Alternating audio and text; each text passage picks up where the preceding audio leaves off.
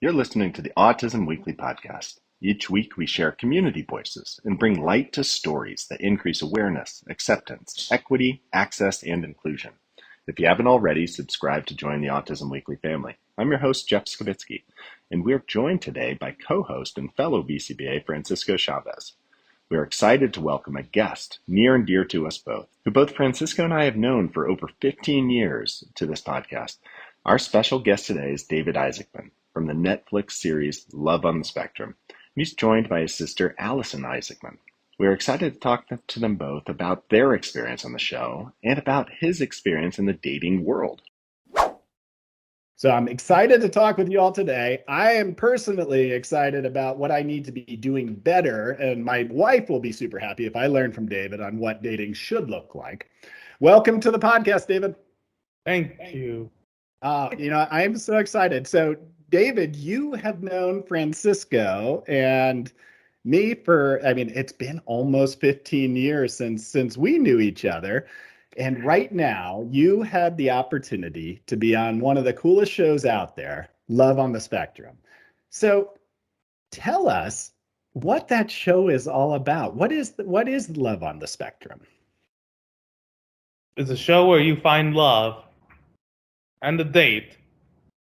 So when you went on this show, is that had you been dating before Love on the Spectrum, or was this your first opportunity? My first opportunity. And how did it go? Let us know. I see a big thumbs up. You're a natural, David. Thank you, Francisco. So when you went into this, did you have anybody helping you? I would imagine Allison's here. Allison, did you help David to be able to kind of at least let him know, when you're dating, these are the things people like? Or was David, or were you that natural? Did you figure it out? Were you a natural? Yes, I'm a natural.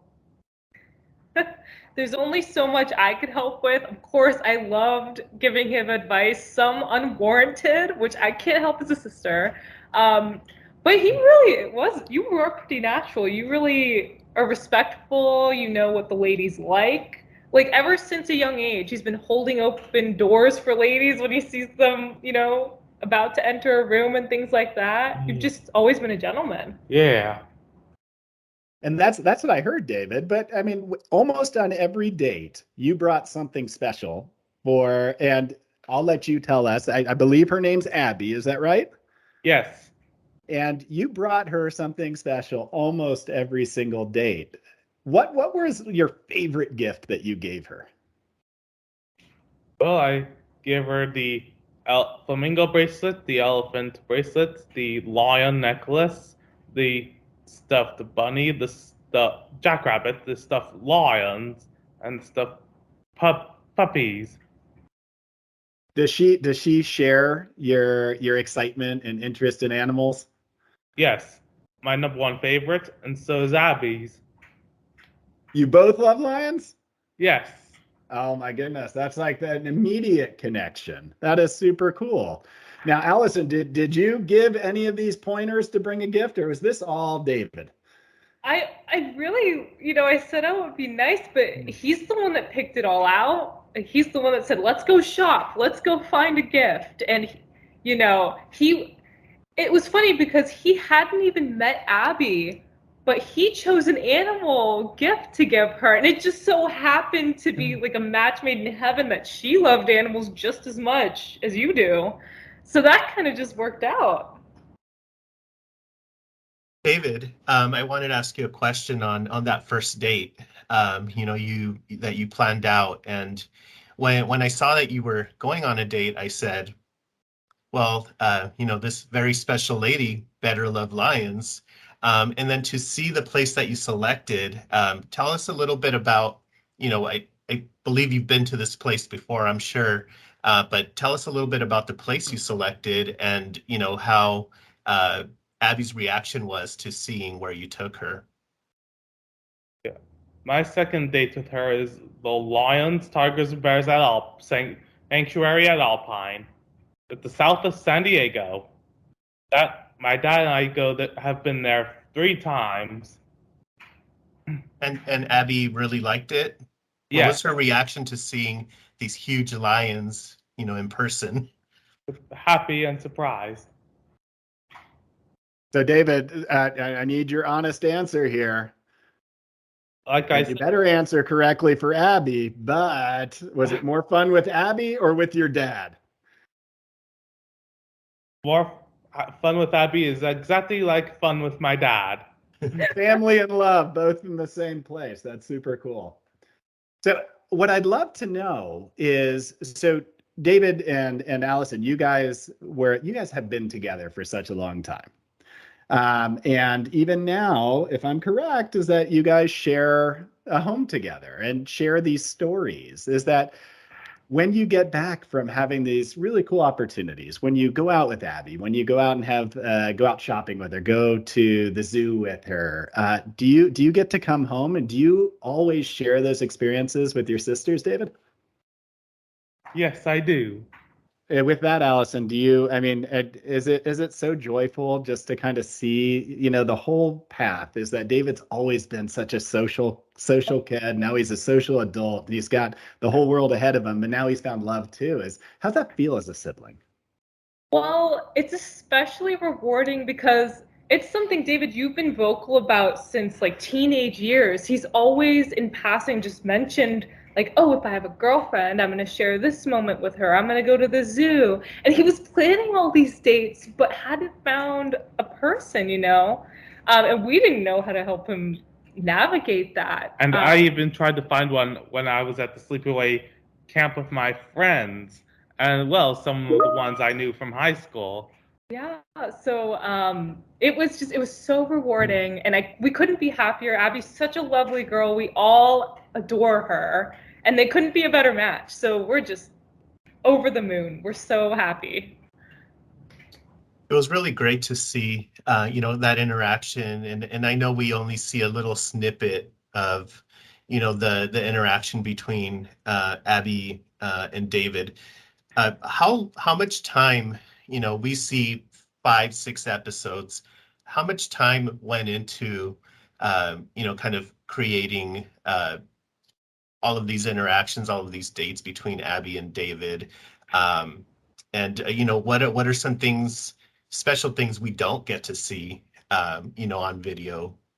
Well, the part where I give Abby a stuffed jackrabbit. How did she react to that? She felt happy that I bought it for her. It's just really thoughtful. David, what is it? So you were able to go out and you had this awesome time with Abby, and you guys dated on the show. Has it been different since the show ended? Has it felt like, hey, now it's back to normal? Or, even when you were dating her on the show, is it the same? I say... Oh, he's just asking, trying to clarify. Do you feel the same way you did when you were dating her on camera on the show as you do now? Is it the same? Do you have the same amount of feelings? Has it developed anymore? Well, I don't know why they stopped filming us, but at least Abby and I are still dating. I think a lot of people out there wish that your episodes were still going. You have so many fans out there, David. And one thing I've learned, and I've talked to a lot of people, is that you know how to date and you know how to do it well. So what is your advice to all of us out there? What do we need to do better to be as good of a boyfriend as David Isaacman is? Well, in order to do that, the only option is to watch Beauty and the Beast on Disney+. Ah, the Beast does it well? Yeah. Yeah? That's what Cheesecake Factory lets me think of. Really? And so when you watch The Beauty and the Beast, you're able to pick up on some of those tips about how to be a gentleman and, how to treat Abby really kindly and make sure you're doing all the nice things for her all the time. Yeah. Yeah. Do you guys watch it together still? Or is this just your secret movie so that you can get all the tips for yourself? Secret movies to get all the tips for myself. That's what I want to hear. Allison, from your point of view, talking to your friends, as they've seen the show, they've seen David on the show, and they know him. But what were some of the surprises that they felt? they could not believe how just he would listen to her, because some of my friends actually, they didn't, they knew of David. They didn't really get a chance to get to know you in a close, level. So they really felt like they learned about you watching the show, and they could not believe how attentive you were to her. You were always reassuring her, especially the Lions episode, how you were saying, "Don't worry, Abby, I've got you. I'll take care of you. Don't worry." So they were just amazed at how much of a gentleman you are. David, I wanted to ask you about something. Now that the show's over, we've been seeing David Isaacman popping up on our feeds on Instagram. David Isaacman's on TikTok. How does it feel to be becoming, widely known on these social media platforms? Is it feeling good to you? Yeah. Is it fun to make the different TikTok videos, and who helps you with that? I have a suspicion. Alison did. So Allison helps you with those. What would you like for people to know about you when you make these videos? Besides what they've already seen on the show. The video about me? When you make your TikTok videos, what do you want people to learn about David? That's a good question. About trains, animals, anything. Just everything you think is important, everything you think is fun, you want to share it with people. Mm-hmm. Allison, question for you on kind of the same topic. How fun is it making those videos with David, and how quickly do people respond and react to his postings? It is so much fun. It's a mix of, David and I really co-collaborate. So it's a mix of, if he's just doing something and I ask him, "Hey, David, do you mind if I take a video of this?" And he says, "Sure." And then sometimes he'll say, "Oh my God, it's World Lion Day. Can we please do a video, telling people Happy World Lion Day?" So it's been really fun. It's crazy. Once you post the video, you just get bing, bing, bing. And it's 2 days before World Elephant Day. You got me there, David. Well, it really sounds like your fans, your followers are getting a real genuine, picture of what David Isaacman likes and who David Isaacman is, right? Oh yeah. So David, when you're walking around town right now, and you're out and about in Los Angeles, is everybody knowing you? Do they notice who you are? Are they wanting your autograph? Yeah, well, when I'm alone, no. Oh, they're talking about when you're yesterday or the other day when you went mini golfing, right? Oh, and things like that. When you're with Abby, do people always come up to you? They want pictures and they want to say they love the show? Yes. How's that feel? Does that make you feel special? Yes. Yeah. Oh, that's so cool. I think it's so awesome that everybody is out there and you've become this celebrity. You're famous now, David. Hey, you're a celebrity. Yes, I am. So what are the other programs that you're doing? So I know that you have been acting in other parts, not just Love on the Spectrum, but what other acting opportunities have you had? Remember, through the Miracle Project, what did you get to be on?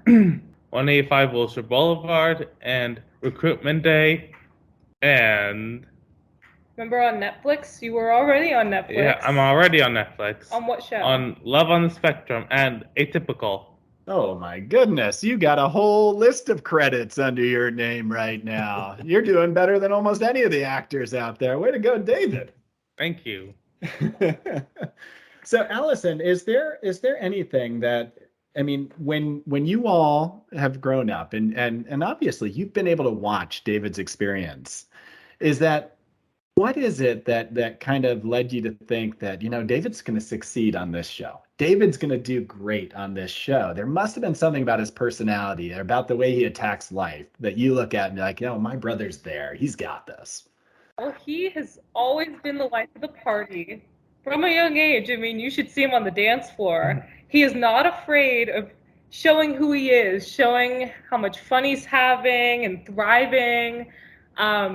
Yeah, so, and also I think what really helped was in the Miracle Project, he had experience in front of the camera. So, he wasn't shy about it. And you loved that challenge, I think, to show people who you really are. And I just knew, oh yeah, he's going to just do great. That's such a cool feeling just to know, and then to have the opportunity, although it's scary, I would imagine, to go on first dates on TV and not know what's going to happen. But it looks, just watching David and just seeing him on the show and just seeing his confidence now, you could tell, he was going to take on that challenge. And it's really neat that you and Abby are still together and that you guys have this very strong relationship. But David, do you take her dancing with these dance moves you got? Have you taken her dancing yet, or is that a future date? What do you think? Future date. What are other future dates? Where else are you going to be taking her? Well, to the Nor on Christmas, to Disneyland next month, and to see the Lion King show in the Hollywood Pantages Theater here on my 28th birthday. Oh, she is lucky. And so are you, because that's going to be an awesome show to go to. So I know that with David, I totally appreciate the fact that you've been able to give us so much time to be able to chat with you today. But and you told us is that your episodes are on Netflix, but where can people see, what's your handle on TikTok? Where are we able to see more of the real life David in your element? Real life me, huh? Yeah. So what's your TikTok? What is your Instagram? How do we find you? Be at the Rain Shack or Universal Studios or Los Angeles Zoo, anywhere. Oh, so that's where they can find you in person.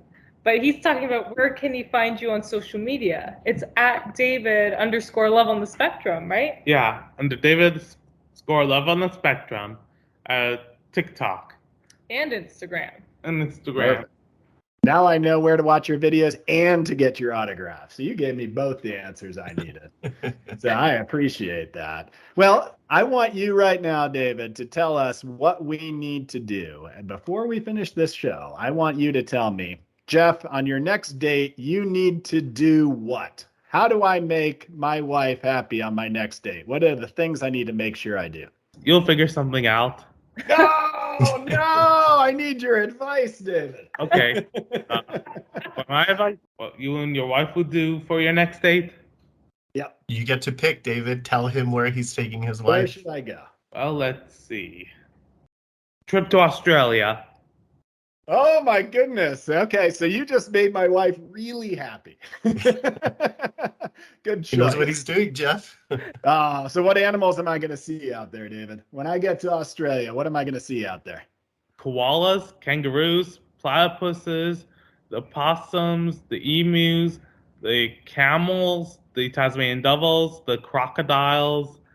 Oh, my goodness. She has so much that she's going to get to learn about. Now, where does Francisco get to go? He can't come to Australia with me and my wife. Where does Francisco have to go? Perhaps, Francisco, you might travel to Paris. Right. Well, David, I've been getting some hints about that. So you really know how to give good advice. Because if I planned a trip to Paris, I would have a very happy wife and some daughters if they came with me as well. Well, we appreciate it, David, and I thank you so much for coming on our podcast today. And Allison, thank you as well. If every sibling in the world was as supportive as you are, is that we'd all be just super, super kind of set up for success. So I appreciate the fact that you're there for David, but then you're also a role model for so many other siblings out there, whether it's for somebody who identifies autistic or somebody who's neurotypical. It's just good to have that close relationship. But thank you all so much for coming to join us. Yeah, thank you guys so much. Thank you. Yeah, Thank you. Amazing seeing you guys 15 years later. Hopefully all of us are looking the same. Yeah. And I thought the same thing for London, like for about 8 years. Oh, because we're going back to London in October. And that's why I'm going to see the Lion King show again at the Lyceum Theater. Well, then we will have to have you back on, David, to learn about this. Yes. And this time I'm going to do M&M World. M&M World in London. I'm thinking that maybe we see David in a Lion King production at some point. I wouldn't. He knows all the lines, so I think that's a perfect role for David. Quick stand-in if needed. Well, we hope to see you there. We hope to see you on stage as part of the Lion King production someday, David. Yeah. Thank you for listening to the 100th episode of the Autism Weekly podcast. We're so grateful to provide this resource to families, autistic self-advocates, clinicians, and the greater community at large. Over the past 100 episodes, we've learned so much from each other, from parents sharing their best self-care tips to professionals explaining what an IEP is, to behavior analysts explaining ABA basics. We will continue to provide timely and helpful podcasts to our listeners. I hope that you take a moment to subscribe on whatever platform you're regularly listening to, whether that's YouTube, Apple Podcasts, Google Podcasts, Spotify, or some other platform, and share this podcast with your friends and family. If you don't already know, the Autism Weekly podcast is produced by ABS Kids. ABS Kids is proud to provide diagnostic assessments and ABA therapy to children with autism. Shout out to CEO Adam Singer for supporting the program, and Anna Kaczynski and Jeremy Fulmore for producing, editing, and publishing. To our listeners, thank you again for tuning in to the Autism Weekly podcast. We appreciate each and every single one of you and what you do to support your loved ones and your community.